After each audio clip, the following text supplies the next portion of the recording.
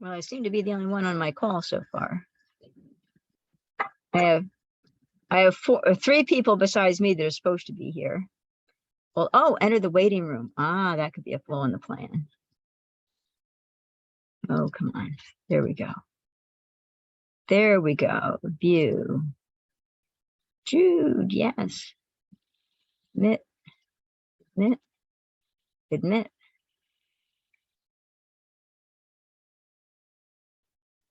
Yay. We have a quorum. We have everybody's on mute but me, though. Are you guys able to come off mute?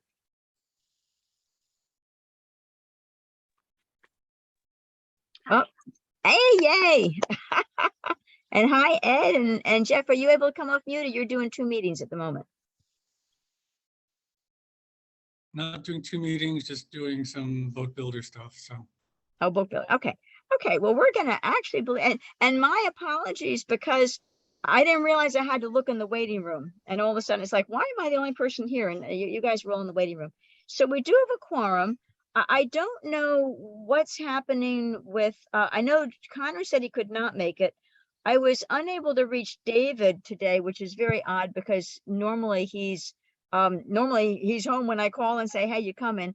And I don't know where Michael is, but he may have something going on in general that I know he wasn't at a previous meeting that I was on. So anyway, I don't know whether David or Michael have something going on that we don't know about, but in any event, I know we're not going to have Connor today. So, but we do have a quorum, so yay, hallelujah. I will share my screen and show the agenda. And the main topic today is to look at the scenic overlay law that Ed sent to me. And Ed, I hope you didn't mind that I put it in, it's, yeah, okay, I see Jeff's note, that's okay. So I hope you don't mind that I put it in Word and I made the formatting correct. I didn't change any words, but I did make the formatting work in Word. So anyway, okay, so that's our main agenda topic. But I will go to the zoning agenda. I didn't really get a chance to look at that. Well, that's okay. It's a work session. I'm treating this as a work session. Okay. You know, some teams have meetings and you're supposed to do all the work outside the meeting and come to the meeting. Everybody on this committee is busy, so a lot of times the meeting is a work session, and that's kind of how we work it. So okay, that's fine. I mean, I think it came at 6:15, and that's not really so. Yeah. Well, it came. I said it. The agenda came at 6:15. The law came at least an hour before that, but that's okay. We're gonna do a side by side anyway, and we'll get to that. So I'll go through our agenda. Open the meeting. Yay, did that. Let's make my notes here. So minute status. You know, given that we're a more informal group, I mean, I may someday get every minutes, every old minutes, I may someday get them all in place, and we may someday actually approve them all. But in any event, I still have a log of what I did and didn't do. The main topics today, I want to bring everybody up to speed with the laws in progress, and then the work session, and then we'll talk about the next, our next meeting, which can be November 14th, but that's usually Veterans Day. So it can also be, we can also just skip, although November is a funny month because we've got the 14th and we have the 28th. Well, the 28th is after Thanksgiving. So I'll leave it to you all whether we want to meet on the 14th, which is Veterans Day. The reason we didn't meet on Indigenous Persons Day is because I was traveling. I got home over the weekend, and then Monday came and it was a holiday, and I couldn't ask Melanie to set up the meeting. And it was, because of the holiday. But people on this committee sometimes say, well, we'll meet anyway. The November 14th, I believe, is probably Veterans. Go ahead, Jude. Veterans Day is the 11th. Oh, is it? Oh, so it's not. Always the 11th. How do you like that? Okay. So our next meeting, thank you, yay. So our next meeting will be the 14th, then we'll plan for that. And I set these meetings up through December 12th, but at some point we'll discuss in a meeting just extending them because we still have work to do. And we'll talk about future meeting plans. So do I have, hopefully, I'll make a motion to accept agenda. Does anybody second the motion to accept the agenda? Second. Jude. Yay, thank you. Agenda. So I will run through these things while we don't have Jeff, and then hopefully he'll be here when we get into the work session. So what we have going on, and the Housing Oversight Task Force, I want to let you all know what's going on with laws happening. And 3 of the members of this group are members of the Housing Oversight Task Force. So in a way, it's a zoning revision committee item, even though we don't run it out of this meeting. So we all know version 1 of the law got distributed several months ago. The task force is met with the boards and committees assessing feedback. Version 2 rewrite in progress. So I don't know what date that's going to come out, but that's in progress. Water supply protection had a great breakthrough. That is a law that came out of this committee. It came out of a lot of work done by people before this committee, but this committee currently owns it and is pushing it through to passage. And we're looking really good on that because the planning board did approve it in May. The Woodstock, the Ulster County Planning Board did make one recommendation, which we've incorporated, and I distributed the law to everybody. Everybody's had it for a while, long enough that we expect a public hearing. We expect on November 1st. The town board is not meeting November 8th, which is election day. The town board will meet on November 1st, and then the 4th Tuesday in November. So on November 1st, the plan is to set the public hearing for November 22nd, I believe. And let me just pull up my calendar and I'll let you know what that is. Right. So so that all of a sudden has a breakthrough. The regulating wireless telecommunications, we haven't met for a while for one reason or another, but since we really met, I know I completed my review of Andrew Campanelli's law, reviewed it with all the ZRC in our meetings in July, reviewed with Andrew Campanelli in August, sent to the town board for final review. The Woodstock Planning Board sent their approval just last week, which is great. The Ulster County Planning Board sent 2 recommendations, but Andrew Campanelli recommended against them. One of them is that we change type 1, 2, 3, 4 to match, because the county said, well, seeker is type 1 and 2. But the issue is the telecommunications law around the country all talk about type 1, 2, 3, 4, and it makes sense to Andrew and to me too, that we just be consistent with the rest of the country when we talk about telecommunications. And the other thing, I forget what the other thing was, but it didn't look to me like we should shift because of it. And Andrew Campbell, I didn't think so either. And we don't have to do what the Ulster County Planning Board says. We take their recommendations, we assess them, and sometimes we just move forward. So anyway, the regulating wireless, hoping for the same thing on November 1st, that the supervisor sets the public hearing for November 22nd, and hoping that we get this passed in 2022. So both of these things, and here's a question for you, Ed. The supervisor asked me, if we put both public hearings on the same day, which of these do we think is going to, will one of these wind up being a real long drawn out public hearing? I would think the regulating wireless, the people that brought us Andrew, the people that started and were making a lot of noise, Steve Romine and others in his group I went to the planning board meeting on October 20th, and they got a chance to ask all of their questions. I don't think anybody's going to have a lot of questions for the telecommunications. I think people want it. So I thought telecommunications would go faster. Water supply, we might get people that are affected that really want to know why they're affected. I thought the water supply might take longer.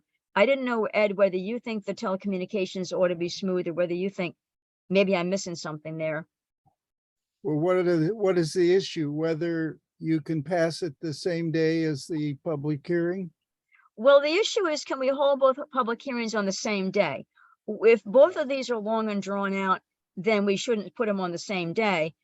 I think telecommunications ought to be straightforward because we've been working it for a long time and everybody most involved has had a chance to really review it. But the telecommunications company, one or more, can send people in to complain and find citizens of Woodstock or voters to speak up about it. Not everybody is against 5G. I mean, there's plenty of people in town that speak to me or a few people anyway, that are in favor of 5G. So Mhm. somebody might show up and say, what are you talking about? It's the future. Yeah, And you're putting too much. I mean, frankly, Mr. Campanelli, his various laws, of which I've read some from over the nation, in California particularly, are tough and sometimes could be perceived by a telecommunications company as throwing up roadblocks. I think the law ought to be passed. But right. so I'd say separate, not have two potentially confrontational meetings. So, First so of my, all, there are my- people regarding the aquifer protection. There are people who live in Bearsville, property owners, who are looking for, one of them at one of our public meetings said that they wanted to consider opening up a water bottle selling mhm. enterprise on their property in Bearsville, so they could show up. So Yeah. I would say separate, these are two possibly explosive meetings. Well, my worry is if we separate them, because we can't have the first one until November 22nd. And my worry about separating them is, I was hoping they both get passed this year. And if we separate them, and if one doesn't have a public hearing till the first meeting in December, then that one might not pass this year. I was just hoping to get them both passed this year. Well, then Um, try it. It's a gamble. Then put them both up and see what happens. Yeah, there you go. There you go. There you I go. mean, it's always a gamble, when you have two controversial issues. I Right. mean, you could say that each one might block out the other. I mean, Mhm. it might act to calm down the controversy rather Right. than, so, Right. that's why you wanted to be chair, Laura. You have to make these decisions. Yay. So, okay. But you don't have a sense that one that one will be smoother than the other. What you're saying is either one could have unexpected large crowds. Or small, vehement, articulate crowds, or even attorneys. The people in Bearsville that are against the aquifer protection law had an attorney, as you remember, at one of our early Mhm. aquifer protection meetings Okay. back in 2018 or 2017. He was Right. there arguing for them. And Yeah. he's a tough attorney, Ron Porty. Right. Right. Okay. Well, I had recommended Bill that he put telecommunications first, and it could be because I thought that would be smoother. And it could be that we just need to recess the public hearing. And that's the thing about it, is sometimes the public hearing gets recessed and picked up at a second meeting, which is why I'd love to get both of these public hearings kicked off in November, because then we know what we have, instead of kicking Well, one off in December and then having to recess it till later. They can't, I don't think they'll both pass. Yeah, so we can start both public hearings in that November 22nd meeting, with the plan that, depending on the feedback, we'll recess and we'll have an idea of how quickly we can move it based on the initial feedback. So we'll see how that goes. So, okay, but thank you for your thoughts on that. So the other piece of news that I got involved with, but the zoning revision committee didn't really, is the board did change the library to permitted use in the LI district. So we changed that whole row. Basically what we did is, where it has library, we split out public library. The law did just say libraries, and it had to be what, I forget what it did say, but my documentation would tell me. But what we changed it to is a public library. We made it permitted in the LI district, and also the two districts where the library is today, because it spans, I think, Hamlet residential and Hamlet commercial. So we did that, and then had, I think, SUP for the other districts. And then if it's not a public library, I would have to go take a look at that, at the law. But that law did pass in September. So today, as we said, a scenic overlay work session. We'll get back to that when I get through everything else here.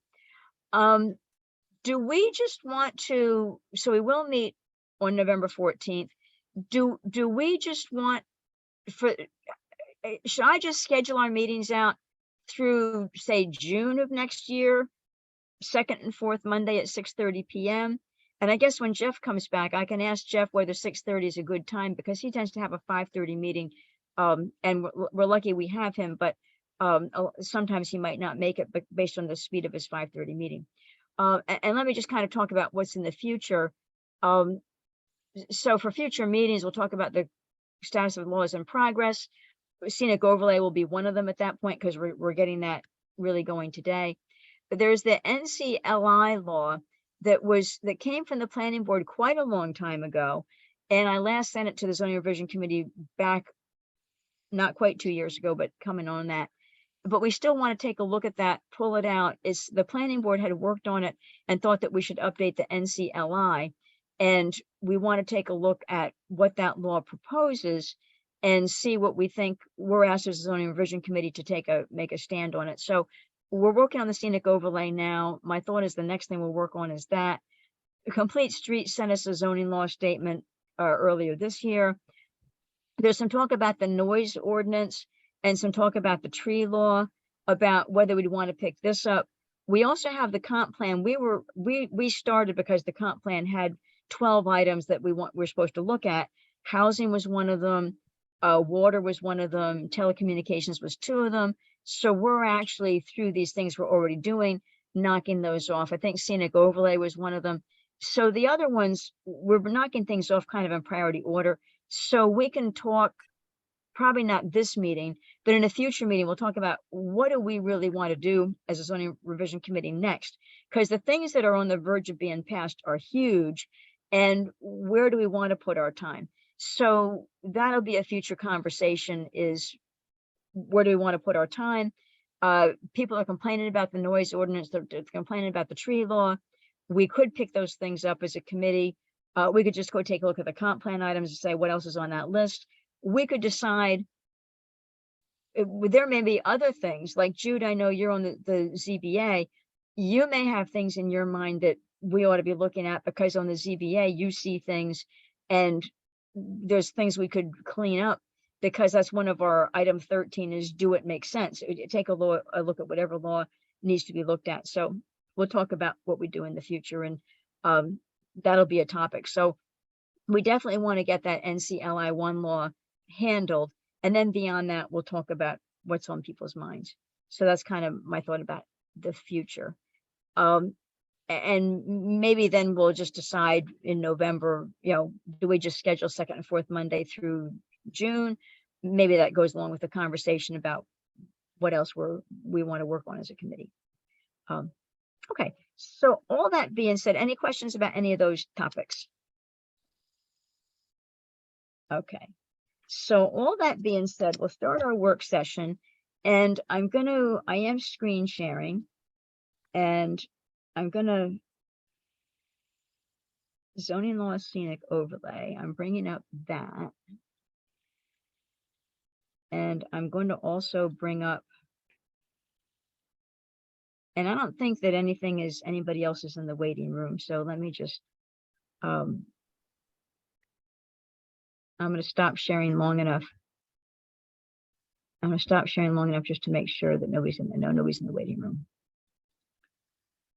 I'm going to go back and share. Whoops. Okay, two things. Zoning law, and the other thing is, there we go. So what I have to the, it's to the right now. So what I have to the right is the law as it stands, the zoning law, the Housing Oversight Task Force as they have recommended it. And what we want to look at is what Ed sent, which I took and put it in Word. And the first thing I'm going to do is I'm going to do a save as, because as I make notes here, I don't want to lose the original. So I'm going to say this is now version 2, and it has the same date. So we'll just go through all of this and we'll see what's in the, we'll see what's currently being proposed. So the only thing in the law on the left came from Ed. And the only thing that didn't come from Ed is this blue that I just took right out of what's in the law today.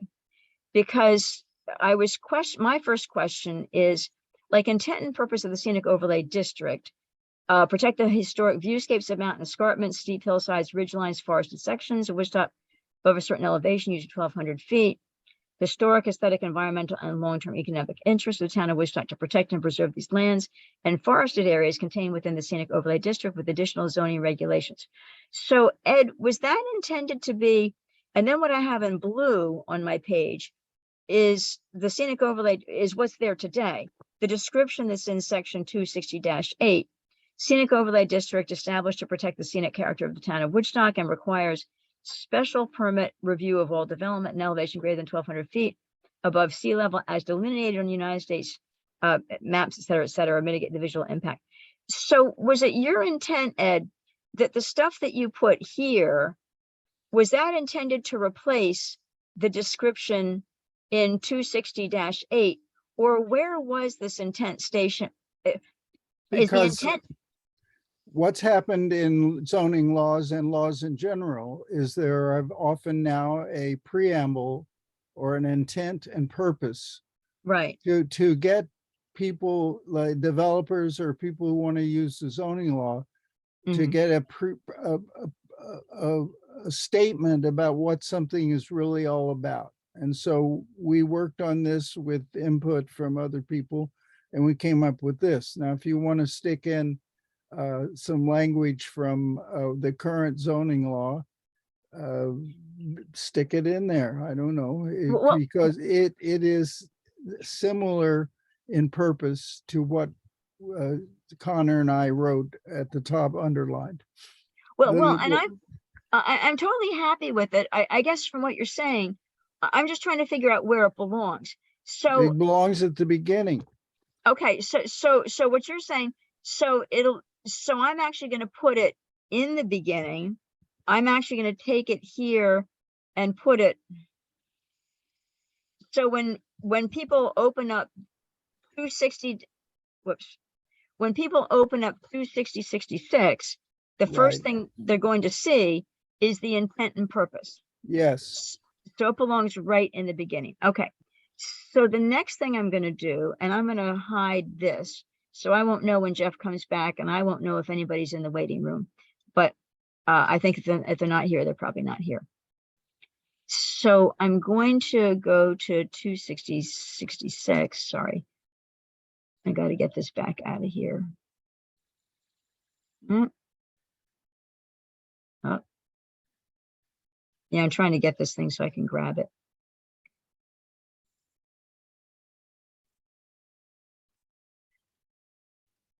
There we go. Now I can grab it. Just take me a minute. I gotta come over here.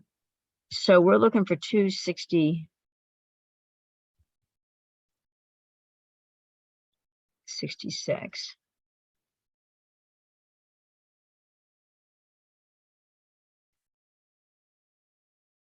A little hunting peck here. Oh, 260-89. This is gonna, I'll find it here and I'll find it there better. Scenic overlay around 203. There we go. Oh.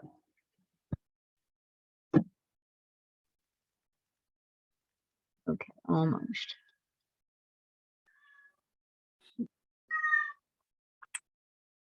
Okay,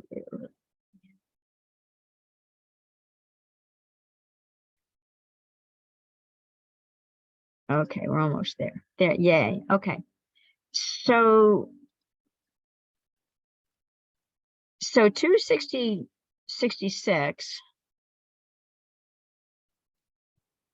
And let me put your law back up again. Okay. So after the intent and purpose, which looks good to me, and Jude, I won't see you if you raise your hand because I can't see anybody's video at the moment. So just speak out if you have something to say. So it starts out, Yeah, so the A that you have here, so the current law begins with A. The current law begins with A, and so you're recommending that before we get to A, which is fine, we have the intent and purpose, which I'm okay with that. And then we'll read this paragraph here. Within the scenic overlay, so this is all part of this section 260-66 standards within the scenic overlay district. Yes. Okay. Construction of new houses, 150. Okay. And the currently is, this would just be, this would get crossed out. Because if we're doing a, Yes. okay. And I'm also going to kind of redline it.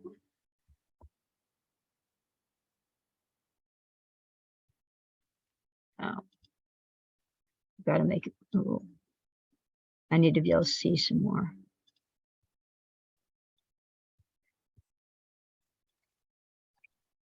So that's a strikeout. There we go. All right. And all of this is redlined because this is totally new. So I'm going to underline it. Because this is not there now, because we saw this, the law starts with A and this is not A. And I will underline that.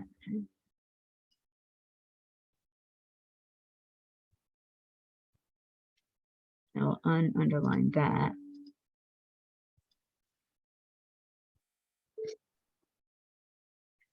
Okay, so everything is underlined. I'm not going to redline everything that's, but I am going to.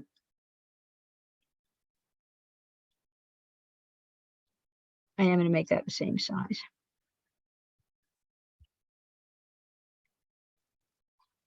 I'll leave that. Okay. Okay, so if we scroll up, and I'm just going to read this whole thing. Within the scenic overlay, I will make this red to make it easier to see.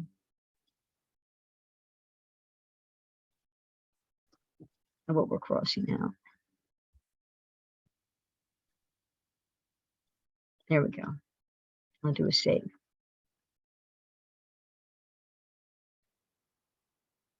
And I'm kind of reading it, and Jude, I'm figuring you're reading it too.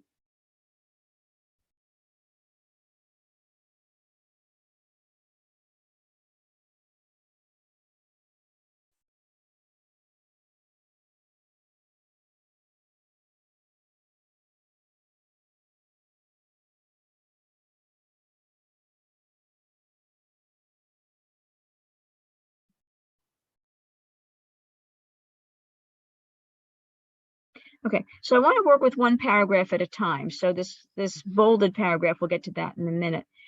So I'm curious with the writing style, when we say the permit procedure provided by 260-66 of this chapter, well, we're in the 266 section of the chapter.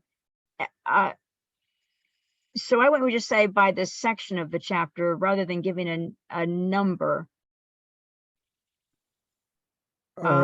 Yes, you can, you mean substitute the section for 260-66? Yeah, by Yeah, that's referential enough. by this section of the chapter, that's okay. I always like to err in the, when you write a book, editors hate redundancy where you do things like this, but in a law, Right. anytime you can give really definite pointing to what you're talking about, it's better to violate the rules. If you're writing a book, you wouldn't do this. So I don't care though. I think if you want to take out and just take out 260-66, fine. I don't care. Yeah, I want to say this section of this chapter. Yeah, sure. All right. That's fine. And the thing is, if the zoning law changes and all of a sudden the numbering changes, then you got a number in there that is going to not point to the right spot. So now the other question I would have, okay, in the event that any proposed development within the scenic overlay district does not, in the judgment of the ZEO, adequately conform to those standards, the relevant application for a building permit shall be referred to the planning board for review into the special use permit procedure provided. And again, here we are in this section.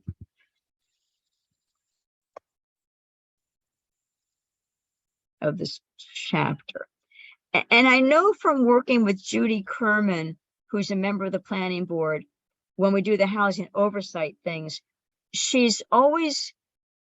reminds us that if we're going to send something to the planning board because something needs an SUP, it kind of like what you're saying is here, if you say the ZEO says proposed development doesn't conform to the standards, it's interesting that you're saying, instead of saying the ZEO will just deny it, you're saying if the applicant doesn't conform, let the planning board deal with it.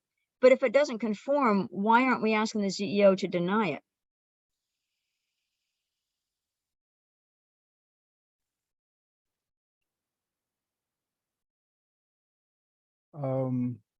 So do that.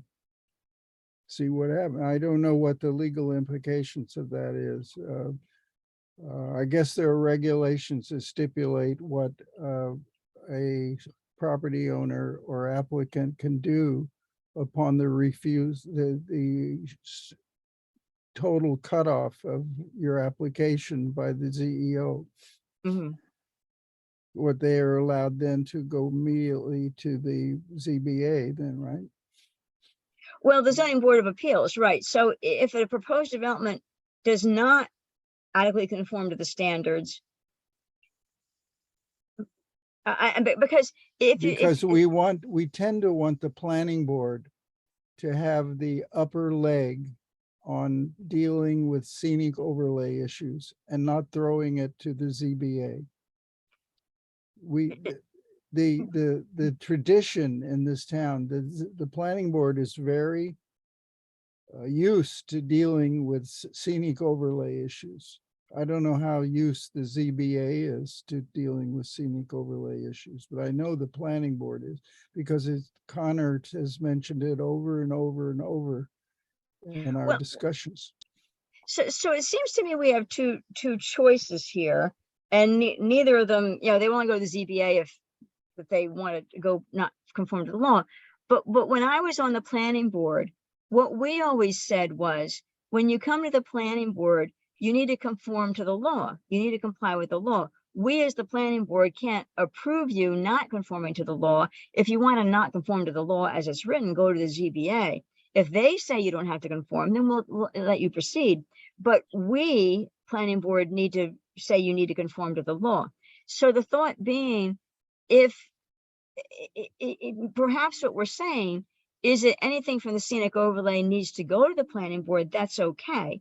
But to word it to say, if the development doesn't conform to the standards, the ZEO would then give it to the planning board. Well, the planning board is going to apply the same standards, and you're just looking for the planning board to say no because the ZEO for some reason didn't say no. The planning board needs different standards. If what we're saying is if there's development within the scenic overlay should always go to the planning board, I understand the logic of that. But to say that if the applicant's not conforming to the law, the ZEO can then pass it to the planning board. Well, the planning board requires them to conform to the law too, because they follow the law. If they don't want to adequately conform to the standards, the ZEO can say no, unless we're saying everything on the scenic overlay ought to go to the planning board. And if so, we ought to say, if you're in the scenic overlay, does everything go to the planning board? If not, how do we decide what goes? I mean, we may say, and it wouldn't be because you don't adequately conform.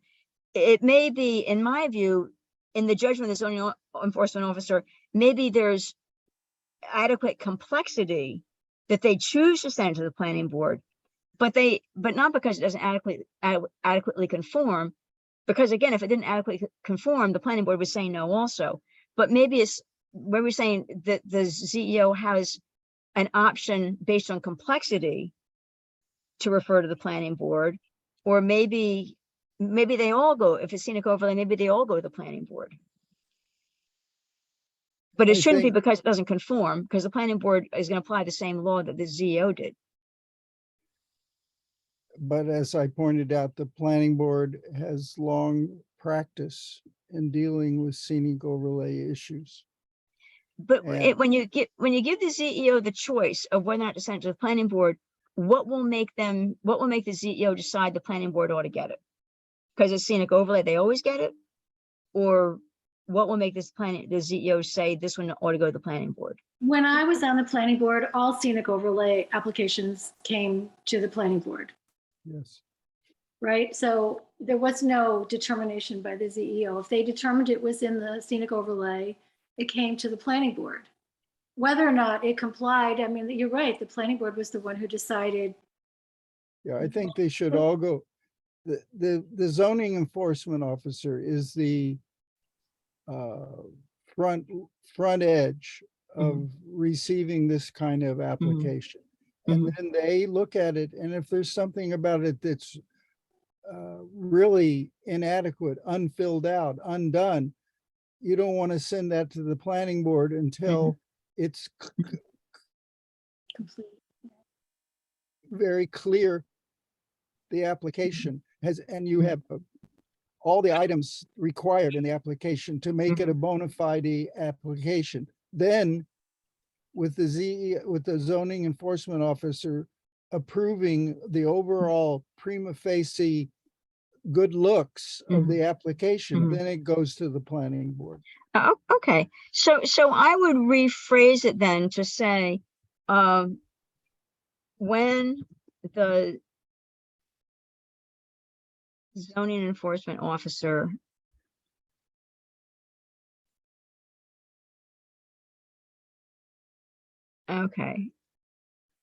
when the zoning enforcement officer has a complete application for proposed development within the scenic overlay district, the ZEO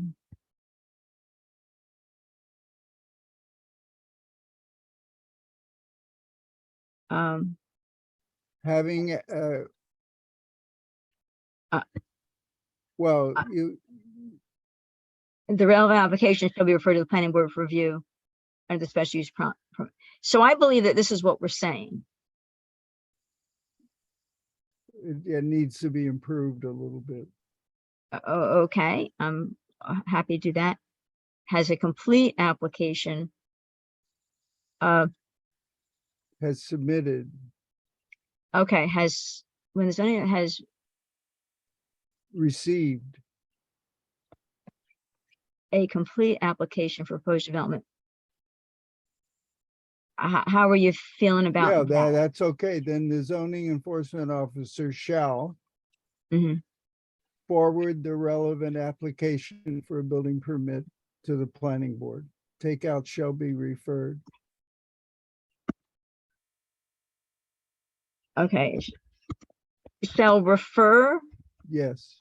Okay. The relevant application for a building permit to the planning board for review under the special use permits procedures provided in this section of this chapter. Okay. All right. And that I agree with. I agree with that. So we'll okay. So, and I'll take out well, the red can be there. That's a strike through. Okay. So the next thing to review, for all land purchases located within the scenic overlay district in Woodstock, the realtor handling the purchase shall provide a document from the town of Woodstock for the applicant to sign and notarize, confirming they have been informed the scenic overlay standard outlined 260-66, and that violating these standards at any time can cause a special use permit and the certificate of occupancy to be revoked. So my question here is, should we also say for all land purchases, well, how will the realtor know? And maybe this isn't my problem. I'm okay with the paragraph as it stands. My question is, how will a realtor know this? And I don't know how a realtor will know this, but we're saying that according to the law, they have to do it. But how would you punish a realtor if they didn't? Because they may not know, because they're not reading our zoning laws. So, and some Well- purchases frankly happen without a realtor. So we're Well, saying you if, can say for all realtors or attorneys or other people or other enterprises.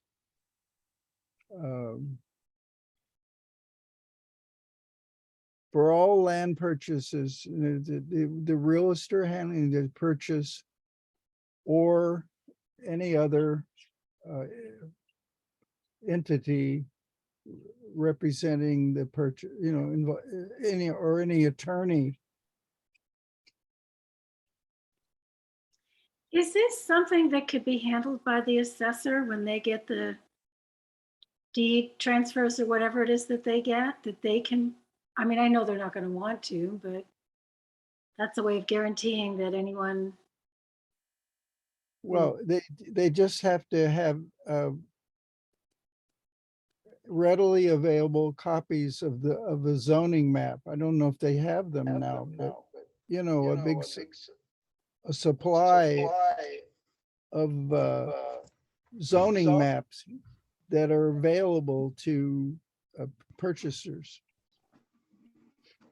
I don't know how that would be accomplished, but and I don't know how many. I guess Jackie Early has copies of the zoning map. I don't know if they're sold or given out. I'm not sure. so I do have a question. I see, it looks like we have Jeff back with us. So Jeff, I have the people on this call minimized. So if you do want to speak up, certainly go ahead. If you want to speak up, I won't necessarily see you if you raise your hand. Okay.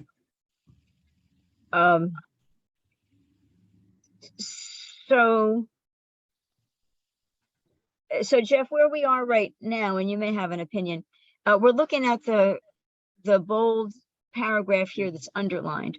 I think that's totally unenforceable, and it's not something that can ever be in a zoning code. You say it should not be in the zoning code. Should not be in a zoning code. But in a perfect world, I mean, we would want, if people are violating these standards, we would want them to know that at any time their special use permit could be revoked and certificate of occupancy could be revoked. I wonder whether a better thing is it's something that the building department gives out when they come for a building permit to sign and notarize, et cetera, et cetera. I think at the time of purchase, the town has we don't know when people are purchasing stuff. I think, Jude, your point was the assessor does. No, But only knows after it's purchased. Not Right, but they do find out, to be able to put people on the tax rolls when land has changed hands or properties have changed hands. I'm just wondering if the town might be, and I think waiting for the building permit, a lot of people go in and do their clearing before they apply for a building permit. Well, they certainly do, and that's an issue. Mhm. Well, I think Connor got this language from, who's that member of the planning board, the attorney? We talked about him Stuart earlier. Lipton, is it Lipson? Lipkin, Stuart Lipson. Lipson, I think. Yeah, maybe Connor, you should get in touch with Connor about this section and get him to go to Stuart and ask for clarification. I think he may have been the one that came up with this suggestion, because the planning board is very upset about clear cutting taking place with, before the applicant bothers really to make an application. So this was put in by Connor to strengthen the knowledge of people purchasing land in the scenic overlay that has timber and lumber. Lumber is the new gold, Right. But there's no way to enforce this. There's transactions that do not involve a real estate agent. There's transactions that involve lawyers from New York City that have no idea. Right. Scenic overlay. There's all these transactions in real estate that have nothing to do with. There's no way to follow this law. Well, you can suggest it. You can, you say, there's a law against committing burglary, you don't that's a do away well-known with the law. law because it's unenforceable. That's very different law. People understand that law exists. People do not understand that. How does a real estate transaction happen with a lawyer from New York City and a lawyer from New York City? Do they have to research every single law on the zoning board? No, they don't do that. It's not practical. And if it's a transaction without a real estate agent, which Well, happens, we're talking about a super environmentally sensitive area. And also, I understand the desire, but it's not practical. well, So maybe, what? maybe it's No. unenforceable, but maybe you still attempt to get the information out there and let people know. And maybe But- you're not going to catch every single person, but maybe this will at least allow fewer people to claim ignorance. Look, I'll reach out to Connor and maybe Laura can also and get him to maybe clarify it a bit and come back to the group. Mhm. I just don't think there's any way that this is going to get past a county planning board or a lawyer review. Mhm. The town lawyer is going to say, you can't enforce that. We can't enforce it. And Well, it's a very precious part of the Woodstock landscape. And if we can do something to modulate and prevent clear cutting, even one instance, it would be worth it. So I think we should get Connor, who's the most gung ho on the planning board, to get this revision of this law in place. Get Connor on the ball and get him to get in touch with this other attorney there and see if they can come up with slightly better language. we talked about this the last time we had this conversation, 9 months or whatever long ago. Nothing's happened since then. So we need to, for this to stay in there, someone's got to convince me that it's enforceable, that it's practical, that every real estate transaction is going to go through a process like this. And that's not going to happen. Yeah. So I think that Connor was asking if we could talk to an attorney about some of this language, and that never happened. Well, I guess you talk with Stuart Lipson. I guess that's who's an attorney. But yes. So anyway, I've added a comment here. We need to give it more thought on this. So okay. So the next thing I want to look at. So now we're looking at what is in the current law. Here's A and here's A. So prior to the issuance of a building permit for construction of a new house addition exceeding 130, right, it was said 300 square feet in floor or accessory structure exceeding 300 square feet in floor area. I'm looking side by side, or any addition or accessory structure of any size not complying with the standards. And here I'm okay with leaving it because now we're talking about which sections. 3G below in this section or creation of a driveway or prior to the creation of cleared right of way and cleared access greater than 6 feet in width. I'm looking to see if there's any other changes. With the grading earth movement is proposed, the planning board should undertake special use permit review. This special permit should be in accordance with all standards set forth above, of course, with additional standards. Standard.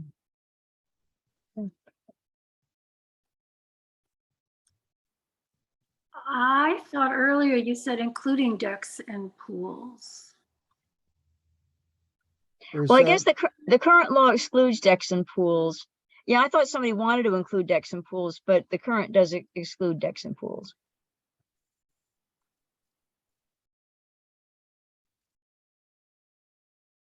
Didn't it Okay. earlier say including decks and pools? Well, at the moment, we're excluding them. But it wasn't an earlier section said including decks and pools? Yes. That's a good question. No, it did. Well, let me come back up here. So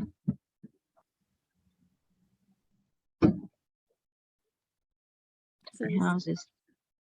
including decks and pools. Oh yeah, good catch, Jude. Including decks and pools, shall be subject to. So I think you did want to include decks and pools, Let's just take that out. So we should put, I'm just to be gonna be clear and say included.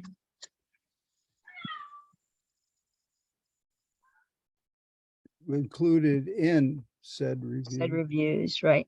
And I'll make it blue because that was something that, and very, very good catch. So, Take out the from. yep, got it. Okay, so included in said reviews are decks and pools. Okay. So now I'm doing still my side-by-side comparison. So I'm going to bring this up here. Proposed development shall include the following measures. Minimization, cut and fill, effective vegetation. Vegetation restoration of disturbed areas. The use of building materials, colors, and textures to blend with natural. Sorry for reading out loud. I'm just checking both of them to make sure they're both correct.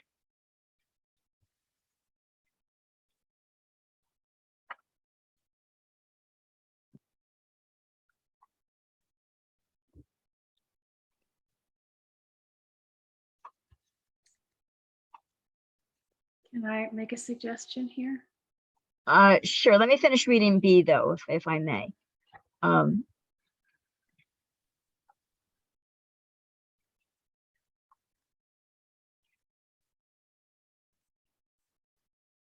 Okay, go ahead. So there was a case where somebody put in a very shiny roof. Oh, yes, the old shiny roof. Yes. So that you might want to include something about, it says window trim siding. You might want to include. Oh, okay. roof. So it would be where window coverage exceeds this buildings tends. So where would The avoidance of highly reflective materials such as uncoated and metal siding or trim. or roofs? Yeah. Uncoated metals, highly effective. Okay. The use of the building, let me just reread for a sec. The use of building material, color, and texture is designed to blend with natural environment, and the avoidance of highly reflective materials such as uncoated metal siding, uncoated metal siding, trim. Might I say trim or roof material? Yeah.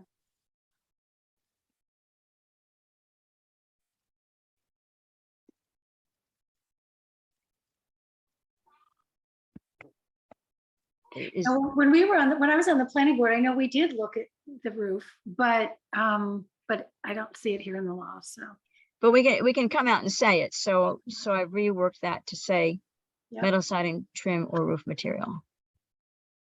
It Is doesn't- that It doesn't, it not being there doesn't imply it can't be considered. It's a such as, not Right. only. right, But but good being- for people to know. being there is being clear. doesn't hurt to come out and say it because it was a big issue that we did have. No, I understand. I was on So- that ZBA. I got sued on that too. You got an earful when you were there. Yep. So okay, so I'm going to move up from B. Is there anybody else have any other questions about B? Okay, so I'm going to move up to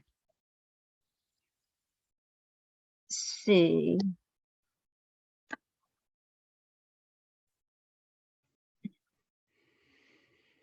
I'm working on to D. Well, you know, the words intrinsic value of trees is pretty much like a poem, you know. I don't know I don't think I wrote that, but this could be a Connor. I remember working on this line, but which preserves tree lines, forest canopies, and the I don't know, you know, Jeff is talking about vague language. This is pretty vague. Well, Yeah. so the intrinsic value, I mean, reverse tree lines and the environmental value, the ecological Yeah, value. yes, all right, environmental value of trees and the You like- scenic, But we're talking about visual too, right? yes, and the visual tree lines and the visual, yeah, environmental visual value. Yes, that's good. That's more precise than the other one. Okay. Okay. All righty. So I'm going to move on to E.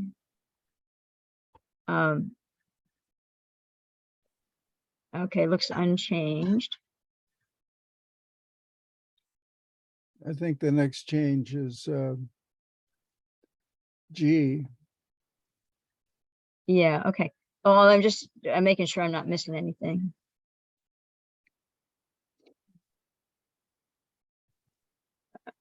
Okay, well, yes, yes, there you go. So, and this was one when I was doing the tidying up that I did, there what G, yeah, G is a lot, yeah, so right. So over here, it just says minimizing of tree cuttings the old way, and now you've expanded on that with the underline.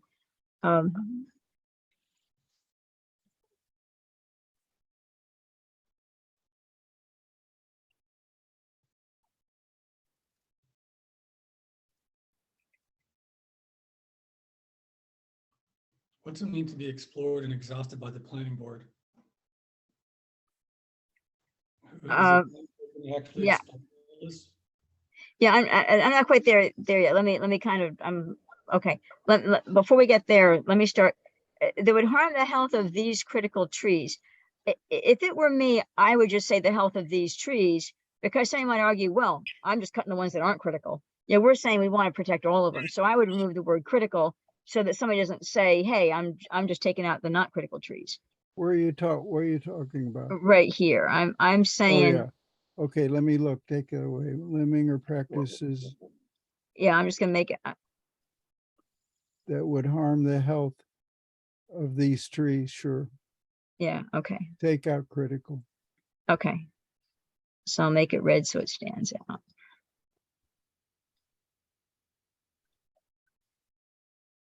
Okay. Non-essential. Yeah. Okay.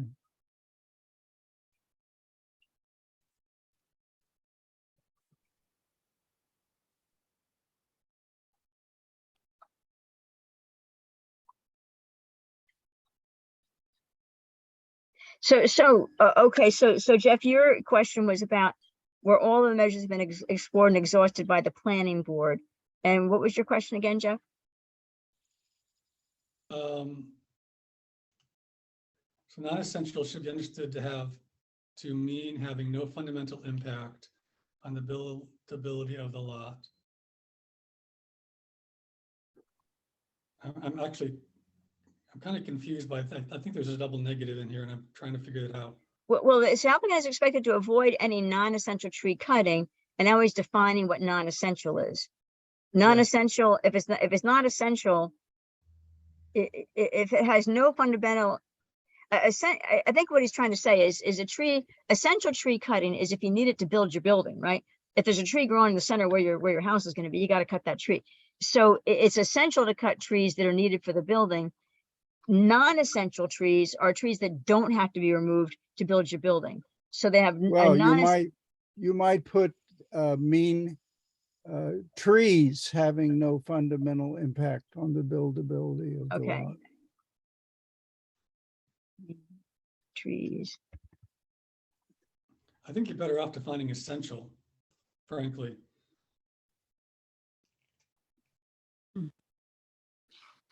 Well, let's just think about it for a sec. Well, they are defining it. You're saying non-essential shall be blah, blah, blah. I know it's hard to define a negative to me, and maybe it's my mind. I'm just too tired. Yeah, but I mean, it's a Non-essential. way. It's a unusual way to define something, but it is defined there, you know, and in quotation marks, and then a set of descriptives, parts of sentence. Okay, so let me just go through this in my languaging. So non-essential trees have no fundamental impact on the buildability of the lot. That means essential have a fundamental impact on the buildability of the lot. Right, you got to cut a tree down. If a tree is where the center of your house has to be, it's essential to the building project that you cut it down.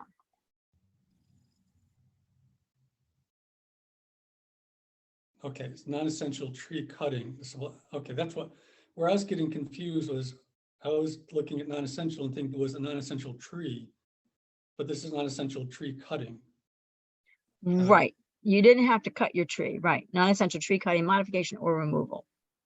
I would then say non-essential tree cutting shall be understood to be, All right, yeah, do that. That's okay. Okay.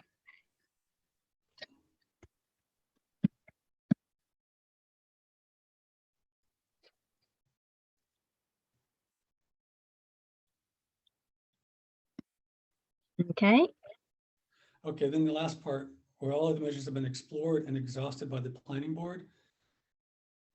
So, and I kind of question why they haven't had to be explored and exhausted by the applicant.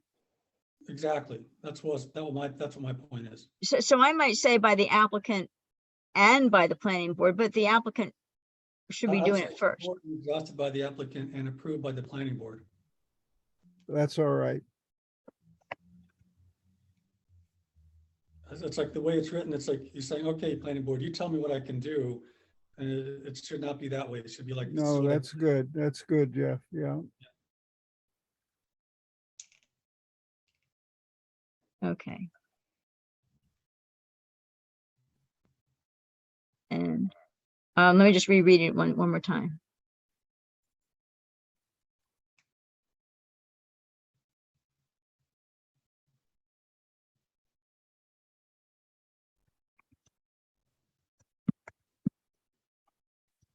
And the tree cutting plan approved by the planning board. Yeah, And that goes on to say the planning board must approve the planned area of disturbance and the removal and or designation of non-essential trees. The removal of dead trees is allowed. can we add removal of dead and or dying trees? The And- thing and- about it though, when these, I know from having lived here for 45 years, is that one tree surgeon will say, oh, that tree is soon to Dying. die. And the other one will say, well, it's still good. Let me trim it. I guess my concern is if you wait till a tree dies before you can cut it, you may expose yourself to a dangerous situation. Mhm. Because a tree that's on its way out can also fall in a dangerous manner.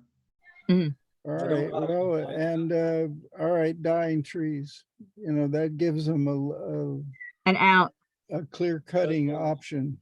Yeah. But, you don't want to have to say they need a certificate, that's certified dying by That's a my- certified arborist.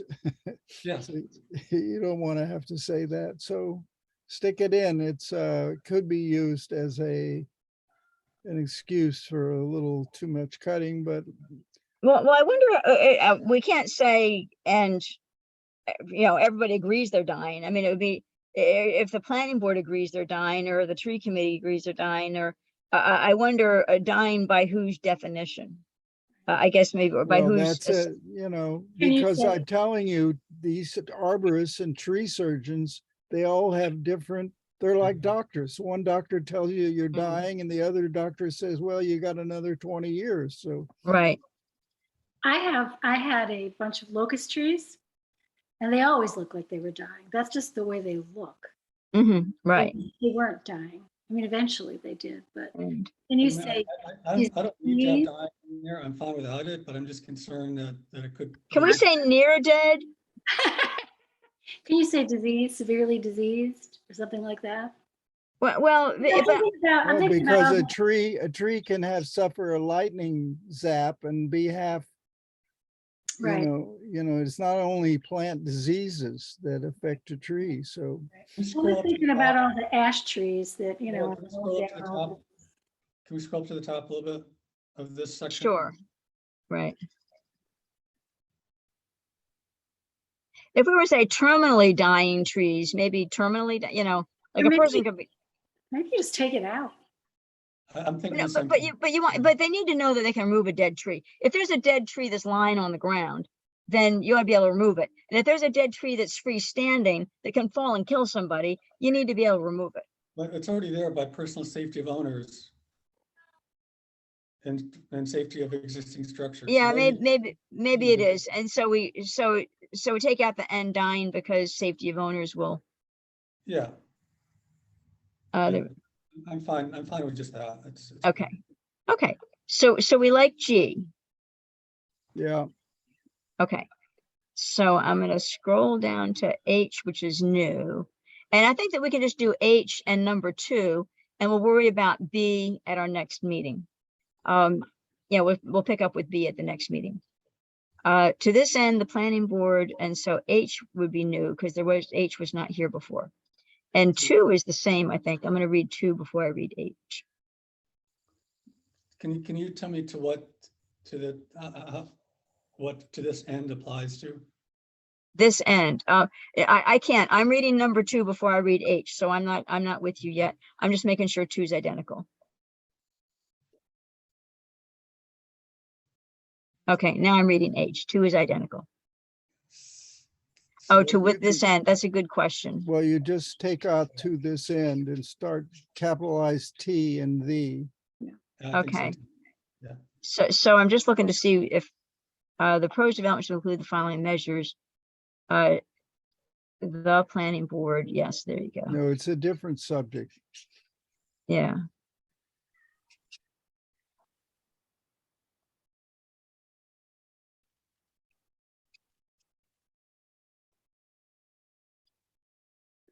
Just gonna make it at the.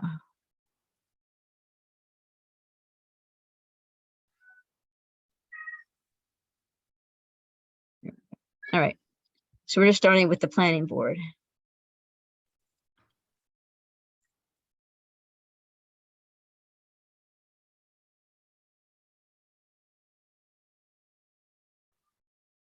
Yeah, I like H. I think H is good. Yeah, I we guess work, about we each- work- we worked on this quite a bit. So What is so you take a picture before you build your building, you take a picture after. What is the operative point of that? I mean, in other words, To make sure you didn't do more than you should have. yeah, but how that doesn't. but all- the picture- applicant, no, excuse me, the applicant knowing that they will have to do additional footage after they're finished with the application work would encourage honorable behavior on the part of the property owner. Would you like me to say for comparison by the planning board? No, I guess what my point I'm trying to make, and I'm not sure that this is I just don't know if this is a reasonable point or not, is that I get the idea of doing before and after photos, and that's a great idea. But what is what happens if the planning board determines that they overcut? Oh, well, Well, the same thing as they're what they can do if they detect other aberrants or other breaking of regulations, they can take them to court, fine them, you know. well, it does say up here, violating these standards at any time may cause a special use permit and certificate of occupancy to be revoked. So this sentence right here, but saying that you got to tell the applicant to sign and notarize because the realtor and lawyer is going to hand it. I mean, these words up here about violating the standards at any time may cause a special use permit and certificate of occupancy to be revoked. Those words probably stay. It's just how are we going to get the word out to the applicants? And just Well, add this here. We're going to work with this attorney on the planning board and with Connor, and we'll come up with something. So isn't there something now that if you remove trees, there's some sort of fine? Didn't the town also take somebody to court over that?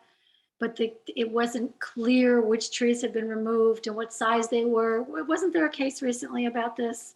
Someone removed excessive number of trees? There's a tree law that applies to certain locations within Woodstock, but did not apply to the scenic overlay. No, this was about scenic overlay. This was somebody who took down a number of trees they weren't supposed to take down. Well, there was a case, and I know I went and looked at it, where somebody did take out a number of trees. They topped the trees. And that's not the same one? No, this might have Okay. been the same. This might have been the same one with the roof. But there was, but I thought there was going to be something about a fine or something for removing trees. I know, people are required to replant, which, is kind of a joke because it takes 50 years for the tree to get back to the size it was. But is there something further on that we're not looking at tonight about that? I'm sorry, I don't really understand the question. I don't remember the case. If this does happen, the remedy is either, you have to replant or there's some kind of fine. I thought we talked Yeah, about this. I think that we see that further down. So let me, That's what I was asking, if it appears I think like, we'll see it further down. And I'm just checking that B1 and 2 is the same, and we maybe scroll down to it. Because the other things, since it varies, requested not be seen the following use activities are prohibited in the scenic overlay district. 1 and 2. Yeah. So 1 and 2. So here we get to C, and here we get into, and D is totally new. So C talks about because here he's got a fine up to $5,000 per day, which is going to be an issue for, I'm not going to agree to that. But anyway, I'm just going to say new comment, need to discuss. Laura, can you scroll up back to the other piece that we had before, just the. Yes. Yes, I will. in addition. So we were to this end. That's where we were. So at the end of that block, does it make sense to say comparison of these two drone photos can be used by the planning board to determine whether or not non-essential trees were cut? Yeah, It's that's a redundancy, but why not? it's not just, An applicant reading that will know that, have it really clear why the reason for the follow-up drone footage is. I would just say to assess compliance with the law or something like that, because there could be other things besides, That's fine. the site plan may not agree with. Could be used by the planning board to not assess, to judge compliance with the SUP, or to determine, Oh, that's confirm. good. Compliance with the SUP. And the SUP, and maybe what do we call it? The SUP, not regulations or stipulations, or, because when you get in the SUP, you have an SUP, you're approved, but you have to do these 5 things, right? You have the list. There's an SUP list of what. Well, the SUP is a generic term for the application and the file, requirements. Say requirements. Oh, okay, sure. Okay. So Jeff, does that cover what you were thinking? And it's just, I know that that's implied, but it's nice to say it. No, I think that's a good addition. Yeah, Good it's clear. job. It's Yeah. clear. So Jeff, that's what you hoped for. That's what I hope for. Yep. Okay. All right. So I'm scrolling. I know I said we're going to quit, and we are going to quit. But I'm just going to scroll past B because that's the same. We're going to pick up with C when we meet the next time. If you guys want to slog through C, but we like to meet. I have to go. Okay. So I'm going to write start here.